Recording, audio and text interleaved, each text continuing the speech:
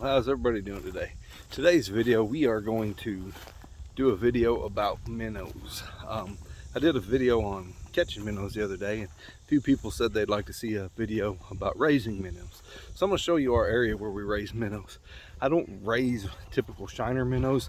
I raise a minnow that's called a rosy red, and I kind of come across the idea of raising them by accident.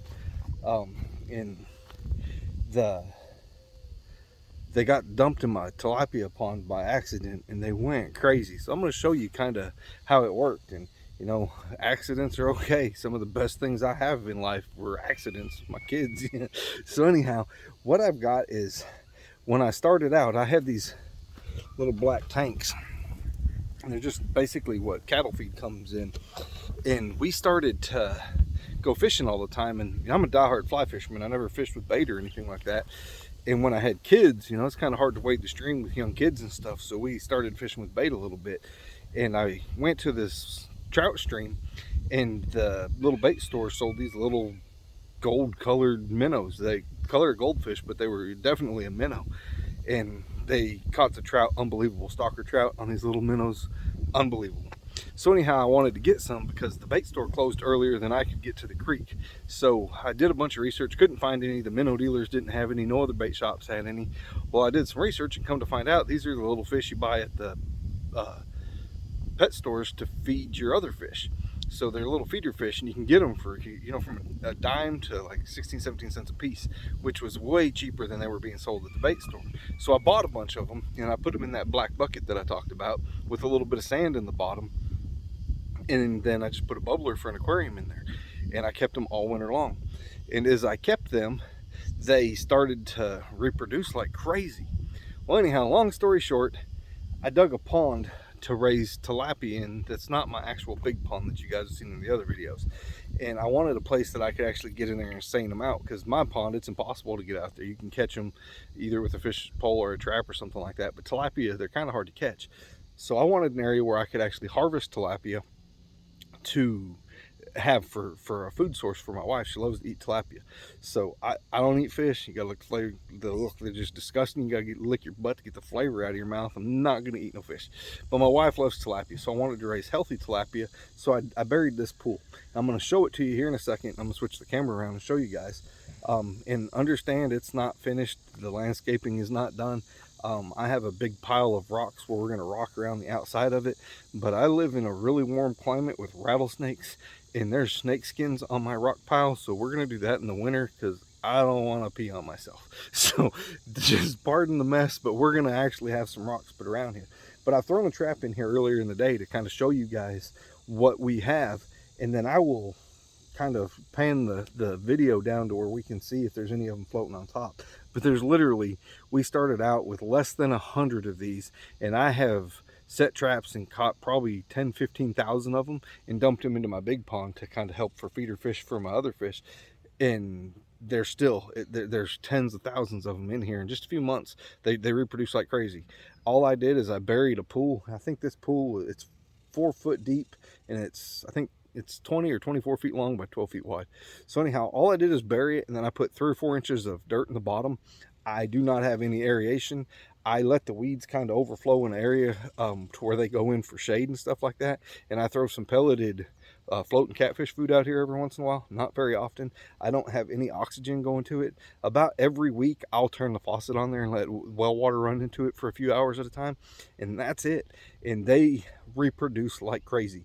There is more fish in here than I'll ever be able to use in 20 years for bait. And we've done it through the winter. They survived the winter, and they are all different shapes, sizes. You know, you can throw a minnow trap out here and you can catch just mass amounts of them. So I'm going to pull my trap up and show you guys what we got, and then I'm going to pan into the little pond area to show you guys how many are out there. Hopefully it'll zoom in good enough to where you can see it. So I'm going to switch the camera around and show you guys what I'm talking about. All right, so here's my little pond, and like I say, pardon the landscaping. When it gets cold, we'll put some rocks on it, but for right now, this is what we got. So I threw a trap in here earlier today, and you can see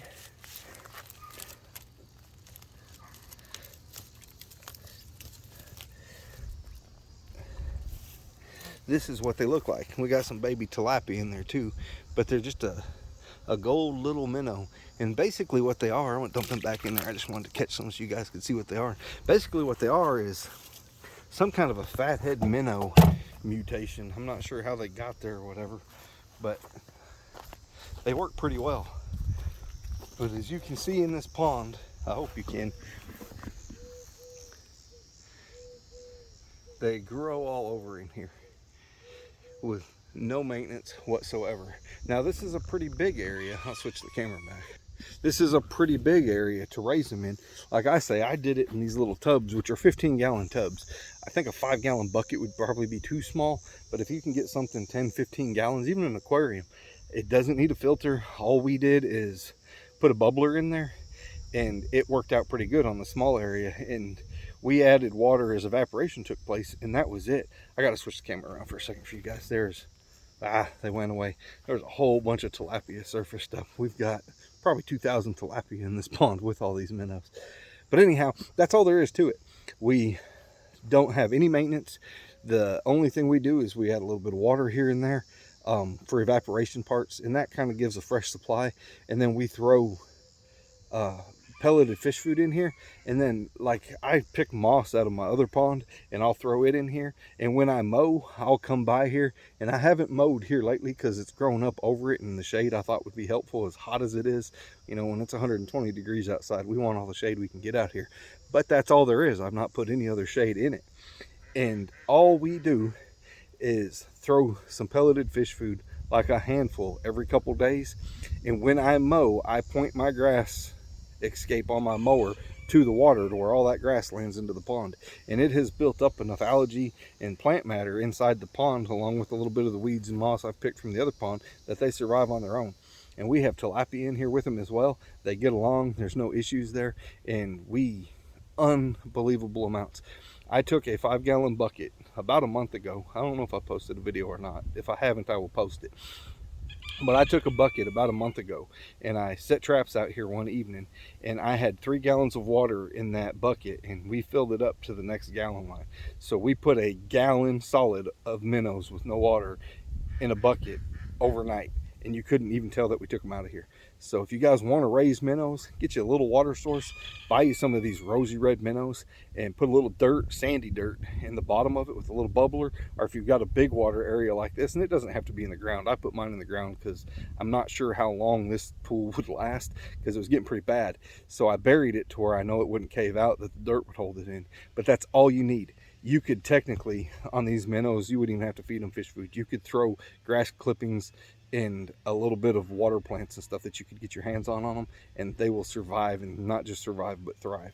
So that's our little minnow area. Like I say, pardon, it's kind of ugly, but I'm not out here to make fake stuff. I want you guys to see what really is going on around here. So I wanted to show you what we really got, and it's unbelievable. I can keep a massive amount.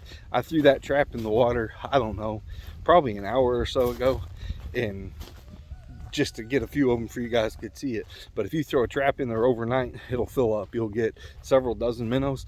So if you build up a setup like that, get you a minnow trap, you can go out there and you can catch whatever minnows you want for the next fishing trip, and when you get home, dump them back in there. So just go to your pet store. They're called rosy red minnows, and they're just feeder fish. And go buy a couple, 3-4 dozen, throw them in a hole with a little sandy dirt on the bottom. They'll spawn in that dirt, and you'll have more minnows than you'll be able to shake a stick at. So anyhow, hope that helps you guys on an idea to raise a little bit of bait, and we will see you on the next video. We appreciate you. If you like what you're watching, please subscribe, tell your friends, and we appreciate what you guys have done. Thank you.